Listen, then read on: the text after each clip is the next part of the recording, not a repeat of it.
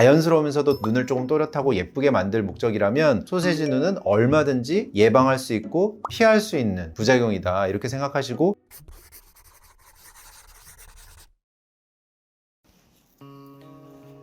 안녕하십니까, 공관성형외과 함기원 원장입니다. 오늘은 눈 수술에 대해서 궁금해 하시는 분들 중에 가장 사실 좀 우려하시고 좀 걱정하시는 부분 아닌가 싶은 소세지 눈에 대한 내용을, 영상을 좀 시청하시는 분들께 안내해 드리고자 이번 내용 좀 준비해 봤습니다.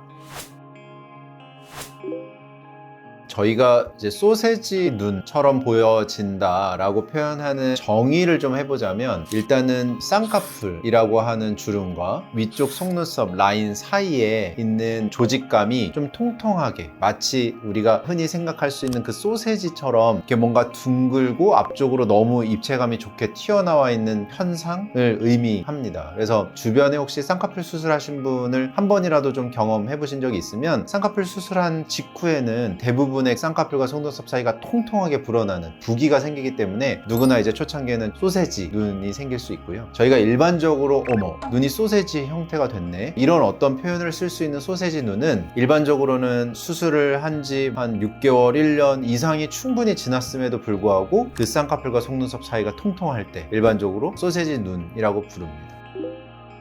쌍꺼풀의 높이가 저희가 고정할 수 있는 범위, 레인지 그 이상으로 너무 쌍꺼풀을 좀 높게 디자인하게 되면 쌍꺼풀과 속눈썹 사이에 조직이 조금 통통하게 불어나는 현상을 발생할 수 있기 때문에, 너무 높은 라인을 디자인했을 때 이제 소세지 눈이 잘 발생할 수 있다라고 부르고요. 두 번째는 쌍꺼풀이 적당한 높이에 있어요. 그러니까 쌍꺼풀이 잘 고정이 되어 있다면 소세지 눈처럼 보여질 리가 없어요. 근데 하필이면 그 쌍꺼풀이 조금 느슨해진 거죠. 흔히 말해서 이제 쌍꺼풀이 시각적으로 조금 풀려 보이는 거죠. 그게 쌍꺼풀과 속눈썹 사이에 조직이 좀 늘어지면서 마치 소세지 눈처럼 좀 통통하게 부어 보이는 이런 현상이 발생할 수 있거든요. 그래서 소세지 눈의 발생 원인은 너무 높은 디자인, 그걸로 인한 쌍꺼풀과 속눈썹 사이가 정말 통통하게, 조직이 정말 많이 낄 수밖에 없는 이런 형태, 또는 쌍꺼풀이 조금 느슨해져서 쌍꺼풀과 속눈썹 사이가 원래 쌍꺼풀이 제대로 형성됐으면 그렇게 보이지 않을 조직임에도 불구하고 조금 이렇게 늘어져 보이는, 크게 이제 두 가지의 형태 때문에 소세지가 발생한다, 이렇게 생각하시면 좋을 것 같습니다. 그렇죠. 보통은 2-3주 정도가 가장 사실은 보기가 좀 어색할 정도의 부기나 멍이 형성되는 시기가 발생하는 게 좀 정상적인 거죠. 근데 보통 눈 수술을 하고요, 눈 수술의 쌍꺼풀의 높이를 어떻게 결정했는지, 또는 환자분이 가지고 있는 조직감이 어떠한지에 따라서 조금 차이는 있겠지만, 보통은 한 석 달 정도의 경과가 지나고 나면 소세지처럼 보이는 부기는 거의 사라지는 시기가 돼요. 사람마다 개인차가 있다고 하더라도 보통 6개월 정도까지 기다려 봤는데, 쌍꺼풀과 속눈썹 사이가 너무 이제 소세지처럼 진짜 이렇게 땡땡하다, 이거는 혹시 이제 디자인적으로 또는 형태학적으로 쌍꺼풀의 디자인, 쌍꺼풀의 어떤 형태가 좀 문제가 있는 거 아닌가 라는 좀 생각을 한번 해보고 체크를 해보셔라, 이런 생각이 좀 듭니다.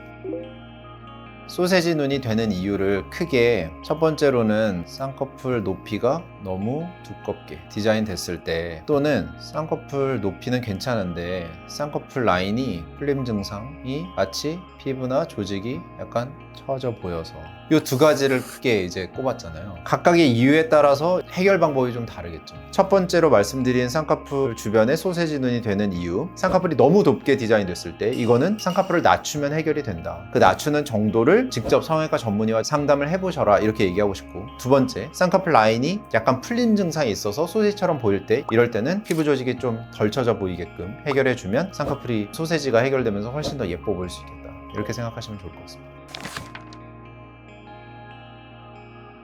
첫 번째, 쌍꺼풀이 이렇게 너무 두꺼워서 이 사이가 소세지처럼 보여진다면 당연히요, 쌍꺼풀을 낮춰야 되겠잖아요. 소세지가 우리는 싫으니까, 그죠? 쌍꺼풀을 낮추고 이만큼의 조직을 제거해서 쌍꺼풀을 낮추는 방법은 기존 흉터를 이용할 수 있기 때문에 이게 하나의 이렇게 다시 절개 흉터로 남아요. 가장 좋은 방법이죠. 또는 기존 라인이 너무 두꺼운 거예요. 그래서 새로운 라인을 디자인을 해야 되는데 이만큼의 조직 제거를 할 수가 없는 거예요. 이만큼의 조직 제거는 도저히 피부의 여유가 해결이 안 될 것 같아요. 그러면 어떻게 하냐면 기존 라인을 여기다 두고요. 새로운 여기에다가 절개 흉터를 만들고 기존에 여기가 이제 구겨졌었던 이런 흉터들을 조금 해결하는, 이게 흔히 말하는 두 줄 따기라는 방법으로 쌍꺼풀을 해결할 수 있어요. 두 번째, 쌍꺼풀과 속눈썹 사이에 이 지금 조직이 약간 이렇게 좀 처져 보이는 거예요. 흐느적거려 보이는 거죠. 그러니까 쌍꺼풀이 아주 낮게 디자인되지도 않았을 뿐더러 쌍꺼풀과 속눈썹 사이가 이렇게 통통하게 불어난 것처럼 보여지는 거예요. 어머, 눈이 소세지처럼 보여. 눈이 이렇게 자고 일어난 지 얼마 안 된 눈처럼 이렇게 맨날 부어 보여. 이런 거죠. 그래서 쌍꺼풀 라인을 제대로 이렇게 좀 고정을 해서 쌍꺼풀과 속눈썹 사이의 피부가 적절하게 스트레칭 될 수 있게 만들어 주기만 해도 이렇게 좋아지는 형태들이 있을 수 있어요. 오늘은 이제 눈 수술에 가장 사실 의사도 환자도 피해야만 하는 부작용이라고 생각하는 소세지 눈에 대한 내용으로 설명을 좀 드렸는데 도움이 되셨는지 모르겠습니다. 다음번에는 또 다른 내용으로 찾아뵙겠습니다. 감사합니다.